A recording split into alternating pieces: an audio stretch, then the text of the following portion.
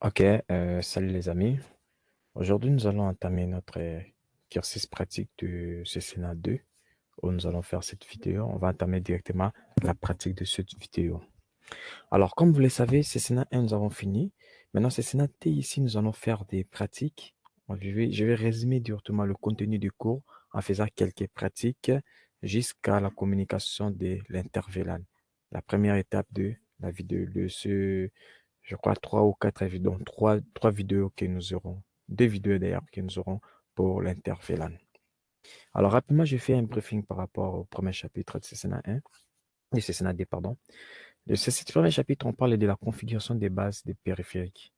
Vous l'avez déjà fait dans tout au long de votre exercice CCNA 1, où vous avez configuré les paramètres des bases, des attributions, des adresses IP, des activations de LAN console, des VTI, vous avez fait de SSH. C'est tout ce qui résume le chapitre 1. Alors, dans le chapitre 2, on va parler du concept de commutation. Dans le concept de commutation, une grande partie, vous avez déjà vu ça aussi en CCNA 2, dans CCNA 1, pardon.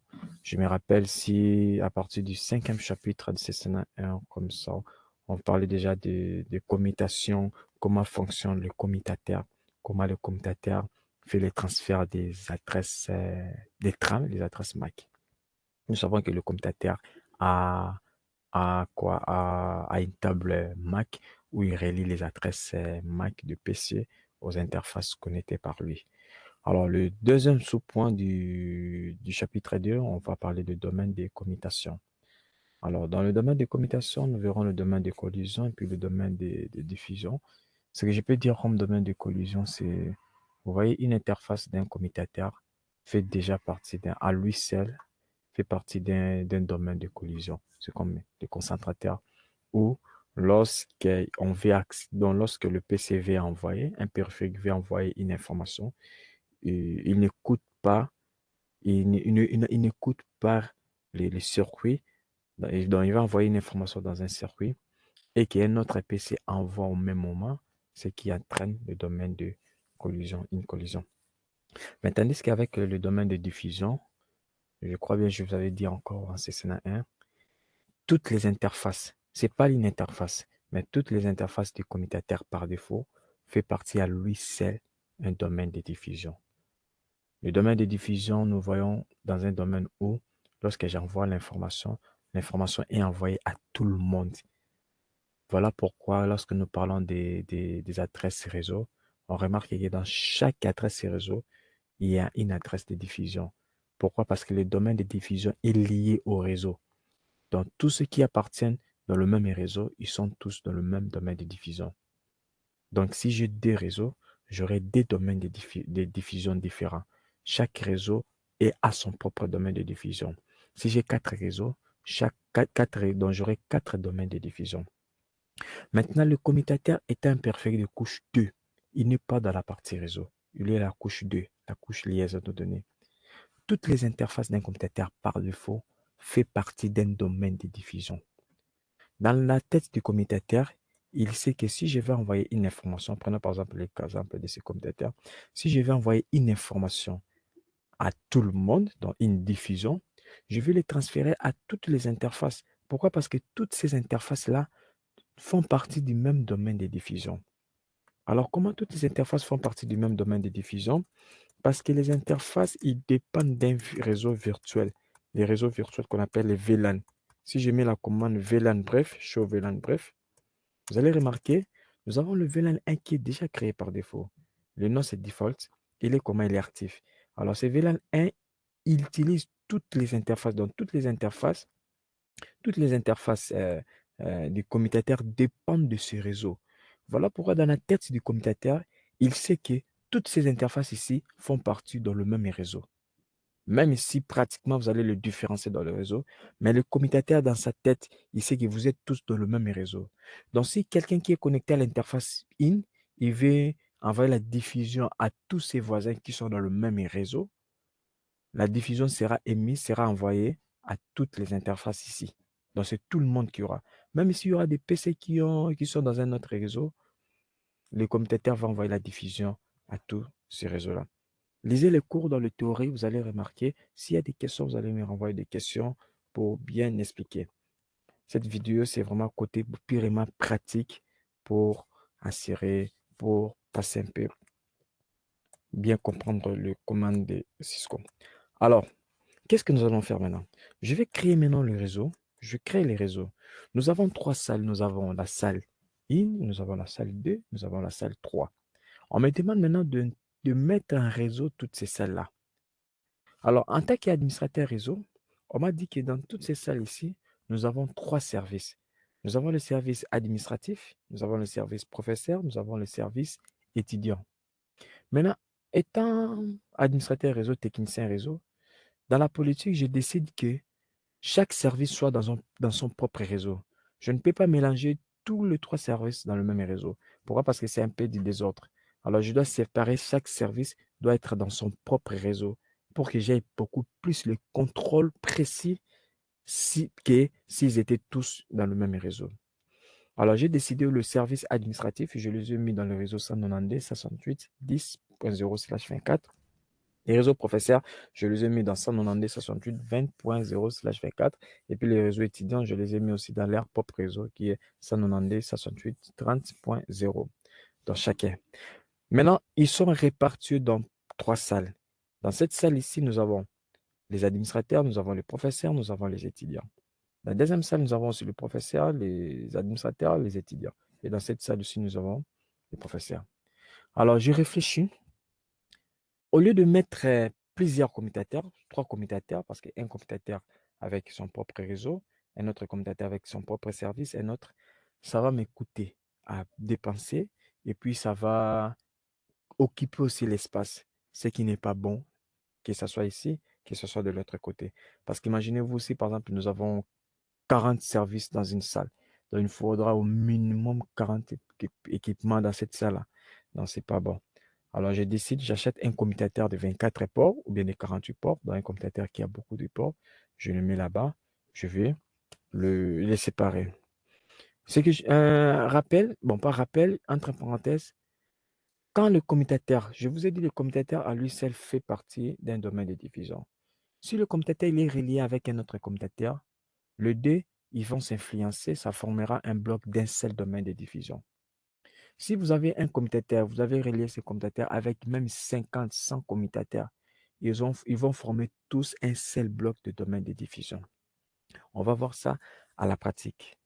Alors, je vais relier maintenant, je vais relier le commutateur entre eux, parce qu'on m'a appelé, je vais relier le commutateur entre eux. Je commence à partir des interfaces 11. Je viens ici 11. On me conseille, en tant que je dois mettre la redondance, je mets des interfaces, je mets 12, relié avec l'autre, 12.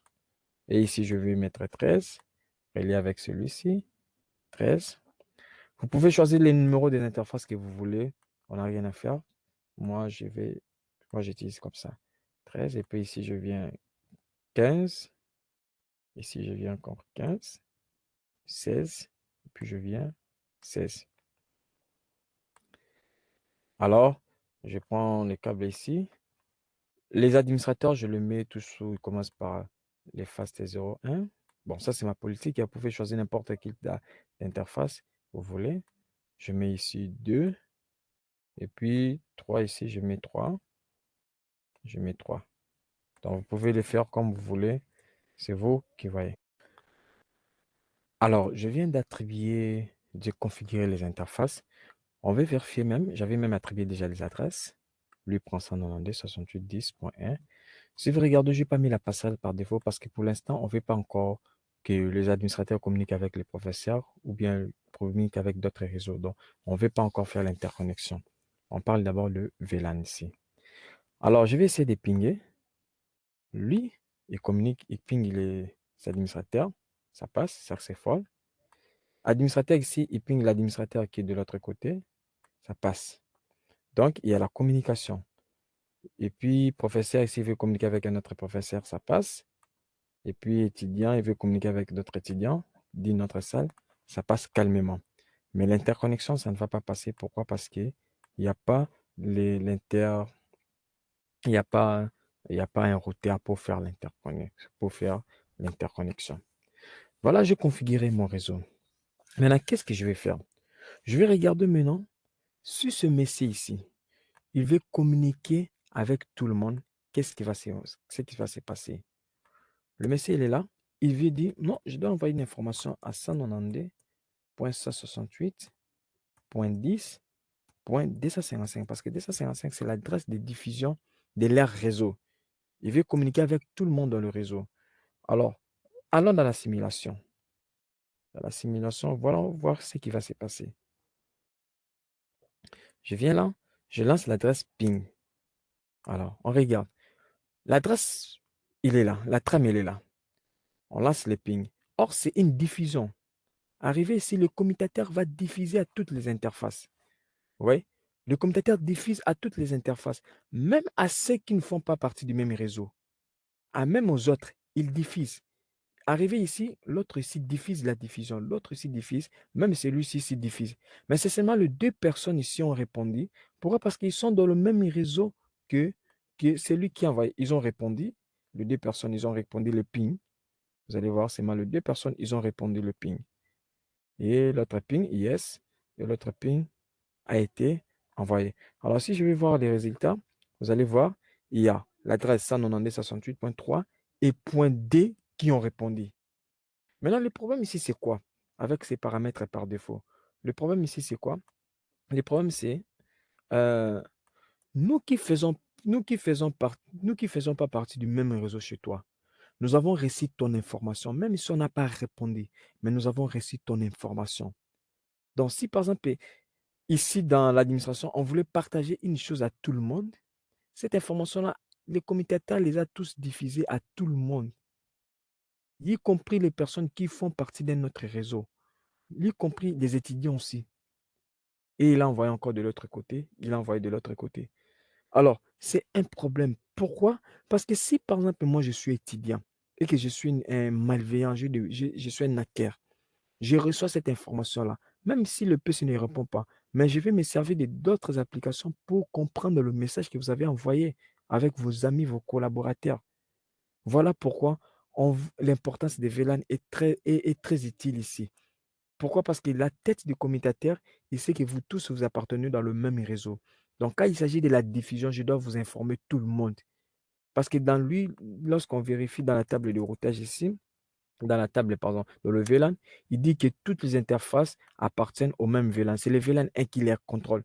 Donc, comme le VLAN 1 qui les contrôle tous, ils sont tous de la même famille. En réalité, ils ne sont pas tous de la même famille. Voilà le problème que nous avons. Le deuxième problème aussi, je vous avais parlé, un domaine de commutateur et influence un autre commutateur pour créer un même domaine de diffusion. C'était quoi le cas? Lorsque j'ai envoyé la diffusion ici, cette diffusion a été envoyée à ces commutateurs et le commutateur a renvoyé encore la diffusion. Vous comprenez? Donc la diffusion qui a été faite à ces commutateurs a influencé ce commutateur à envoyer la diffusion, a influencé encore l'autre commutateur à envoyer la diffusion. Je vais refaire les pings et puis on va revoir encore pour la dernière fois. On passe par notre étape. On voit toujours l'adresse de diffusion, une diffusion, je communique avec tout le monde. Et puis regardez, je passe ici, je mets yep, play, la diffusion arrive au commutateur. Le commutateur renvoie à toutes les interfaces. Il arrive ici, il arrive ici.